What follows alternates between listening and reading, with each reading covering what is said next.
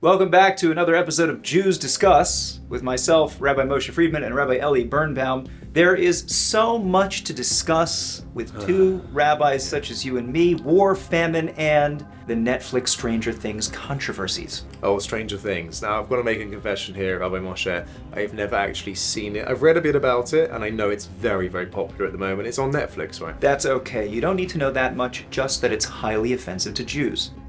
Okay. Well, we'll get to that. Okay. So let's see if it is. First of all, there is what happens? So there's always something about the Jews.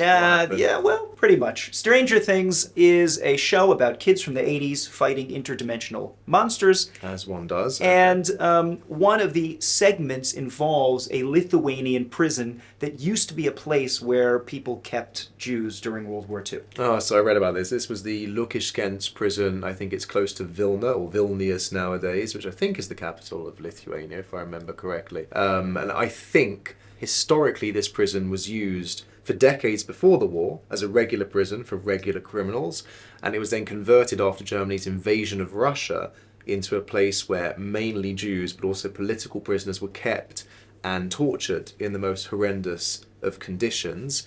And second to that, they were taken from there to the Ponari mass murder sites where they were simply machine gunned and buried in mass graves. So you're saying that site was used in Stranger Things? Yes, that's right. A place of horrendous destruction and tragedy is now the set of a television show.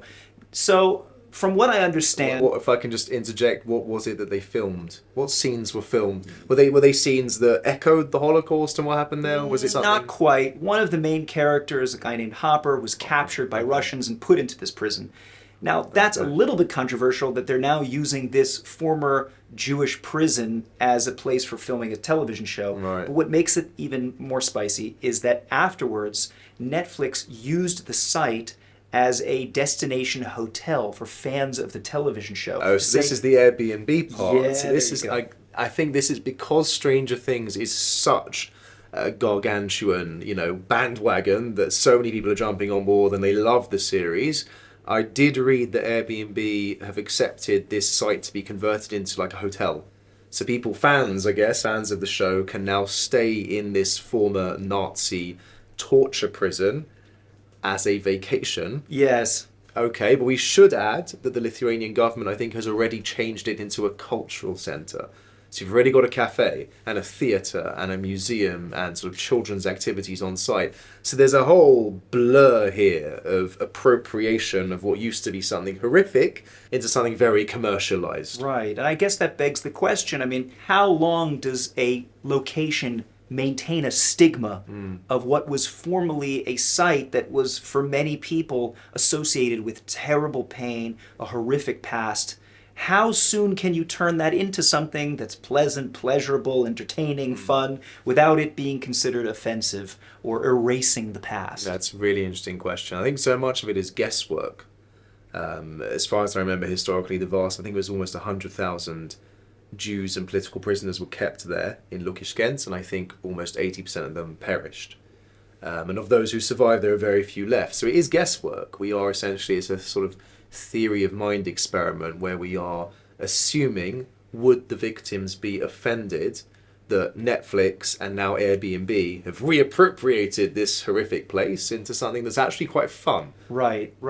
I'm always concerned as a Jewish person who's supposed to be walking on eggshells, looking out for anything that might be deemed offensive to my people. How much can I appropriate and say, no, you're never allowed to use that again for any alternative purpose?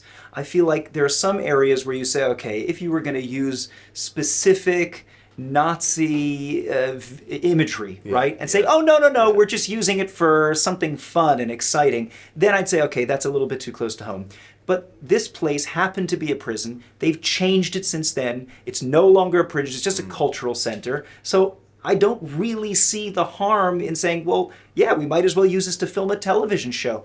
The places are not necessarily invested with eternal damnation and say you can never ever use that again. Right. Well, I think that the Lithuanian government, which incidentally has an appalling track record in terms of admitting culpability in the Holocaust with its involvement, the involvement of the Lithuanian police who collaborated openly and proudly with the Nazis and the SS. They would possibly make the argument that this particular site served as a regular prison, as I said, for decades before it was suddenly almost stolen. Its purpose was stolen by the German, the Nazi invaders, switched into a place of torture and genocide. And they'll say, well, it's on Lithuanian sovereign soil. It was a regular Lithuanian building. Why can't it be a regular Lithuanian building again? Okay. Should it be trapped eternally? I'm also leaning towards saying no, with mitigations.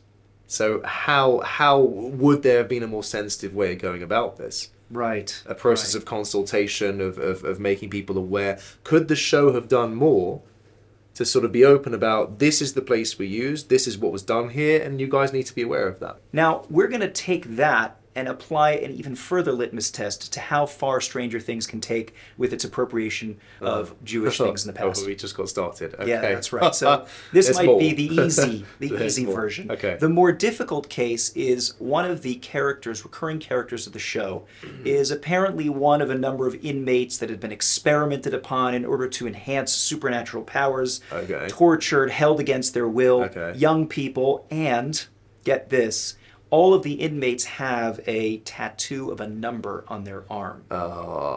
Why? Yeah, so we went there. Okay. We went Yeah. there. And not only that, but apparently fans of the show have been posting the fact that they've been getting similar tattoos on their arm Right. because they're inspired by the character in the show. And Right. Netflix has been actually What, sharing and sharing reposting? those images and reposting. Wow. So almost encouraging people to get a number tattoo on their arm. What do you think about that? So the plot thickens, and it is specifically on the arm. It's a number. It's on the So arm, I guess it's a number. fans will get their favorite character's number on their arm. And Apparently, I think there's post only it. one character left, right? There were a number of inmates, they all died. There's one character Okay. left, number 11, but people have 11. been getting the Okay. 11 tattoo on Okay. their arms. So we're not just talking about the reappropriation of a location geographically. This is now, I think this hits closer to home. We're talking about actual bodily symbolism, very strong symbolism. That's right. Certainly of- in recent human Right. history, there has not been another Right. example of people getting number tattoos on their arm, Right. except for Auschwitz. Well, there are. That's the thing. There are. People will get tattoos of, obviously tattoos in Judaism is a separate conversation, but people will get tattoos of significant dates, perhaps a date of a marriage or the death of a loved one. They will get that tattooed, I guess, anywhere as a in memoriam of that person. But certainly a tattoo on an arm that is numerical and associated with torture And inmates, and medical yes. experiments, which Yeah, is all exactly. the Mengele imagery now in Auschwitz. I think you're right. I don't think the boat's been pushed out that far ever. Yes. And that leads us into very dangerous territory. And the fact that you've said Netflix with their social media accounts is like openly encouraging this trend. Okay, that's what are your thoughts? Yeah, on well, look, that? I would say first and foremost that had Netflix come out and said, we're using this to evoke certain imagery. It's certainly been done before where film and television uses imagery like the Nazis because that is just a pure representation of evil. Look at Star Wars. Yes, exactly. Look at Star Wars. In Star Those Wars, beautiful uniforms modeled after Hugo Boss's SS uniforms. there you go, exactly. And I'm sure you are the world's foremost expert The on world's foremost leader. I am a fellow, in fact, exactly, researcher, exactly. on Star Wars. So there you go. And that by no means was mocking the Holocaust. It was meant to show, look, the Nazis were pure evil. The dark side of the Force Right. was pure evil. Right. Very good. So it's possible to say that Stranger Things was simply saying, look, we have this collective memory of a number on an arm. And as soon as you see that the people who do that are pure evil.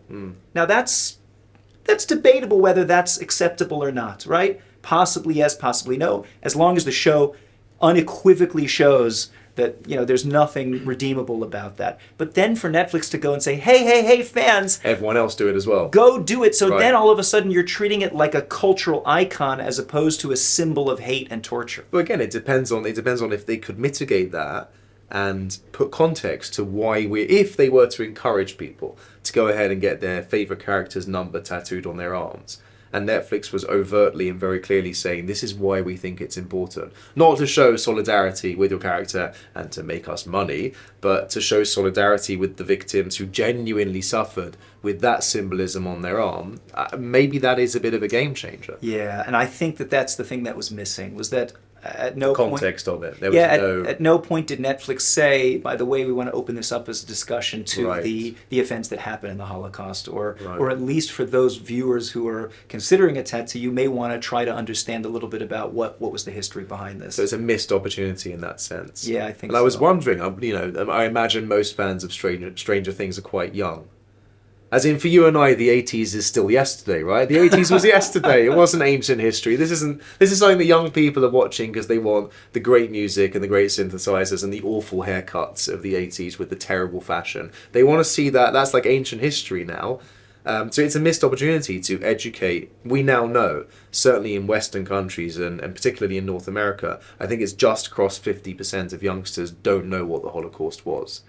So a show of this magnitude, with this much pull, really could have done a lot of good in that regard. Instead, and this bit really does bother me, it's commercialized the imagery in the same way Star Wars did. It's turned the Holocaust and its imagery and its connotations into a money-making device. Yes. That says, look at these amazing uniforms, look at these concepts like medical experiments and tattoos on arms. We'll take all of this, reappropriate it into a commercialized package.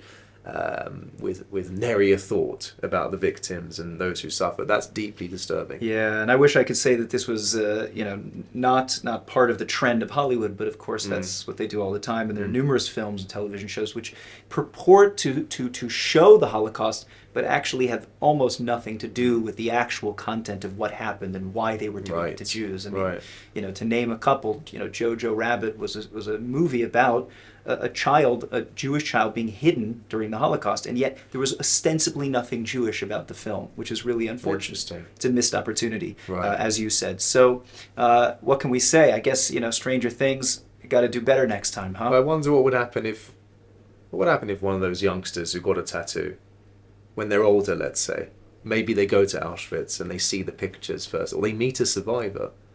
I wonder what their reaction would be. What would they think about? Would they feel guilt? Would they feel indifference? No, I think there would be a sense of shame, like, oh, I didn't realize what this was, and now that I have it, it actually represents something that I didn't mean it to. Because there was I don't know if it still is, there was a bit of a trend in Israel, I believe, where grandchildren of survivors, of course it was only in Auschwitz that the tattoos were used, the number tattoos were used. There was a trend that grandchildren would get their grandparents' numbers tattooed on their arms in, I guess that's a real intense solidarity. And that opened a whole can of worms in Israel about, is that appropriate? Is that disrespectful? Seemingly it is to those who were not blessed to have grandparents, who never met their grandparents or great-grandparents. And it comes back to your original question of, is this an eternal thing? Once something has been used for pure evil, is that it? Is it fit? Are we not allowed to sort of tamper with it ever again? Right. Well, certainly the Jewish statute of limitations is at least 150 years, and for anybody who's trying to use Jewish cultural symbols, you're going to need to write a letter to us to get approval first. And we'll claim the royalties for it. Absolutely. Well, I think that it's been a very fruitful discussion about Stranger Things, and the jury's still out on future examples of where we draw the line as far as being able to use Jewish historical symbols of oppression and hate and being able to turn it into something that is maybe more broad, more universal. I don't know, man. It's a tough call. Well, it happens to be that I've just got back from a trip to Poland, and I was really pondering this when I was there. I don't know if you know, but a number of years ago, the villa of Armen Gert, who was the commandant in Plaszów, which is made famous by Schindler's List, so his villa was demolished and turned into a block of flats, which sparked a whole uproar. But I was there in Auschwitz, and I was walking through the camp with the group I was with, and I was thinking, like, will there ever come a day where the place I am in now is just another residential or commercial development? And they close down Auschwitz, and they stop using it for a place of education, for a place of awareness. And I wouldn't be so hesitant to say, yes, that day will come. It may be a long way off in the future. I don't think we should be so naive as to think that it's a permanent establishment as a mark of human history.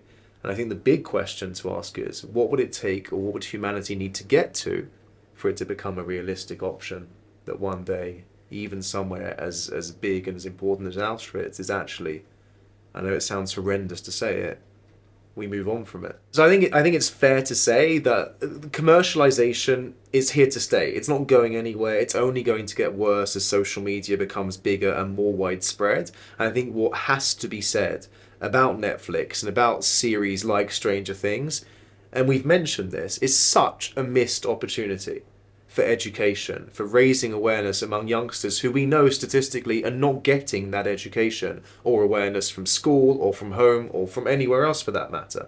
Instead of pure commercialization, I would love to see, even minimally, even a gesture of maturity and sensitivity to use the platform they have, speaking to billions of people, to give that context of why these tattoos are important and what they mean and what the connotations of the tattoos and of this prison was and therefore is, and most importantly, what the lessons are that the next generation of youngsters can learn. And that right now is not being done, and I'd love to see that change. Well, I think you said it perfectly, but as always, it's been a formidable conversation with you. I feel much more intelligent now having spoken with you. I'm blessed as always to spend time with you, Rabbi Moshe. I look forward to our next conversation. Until next time. Stay tuned.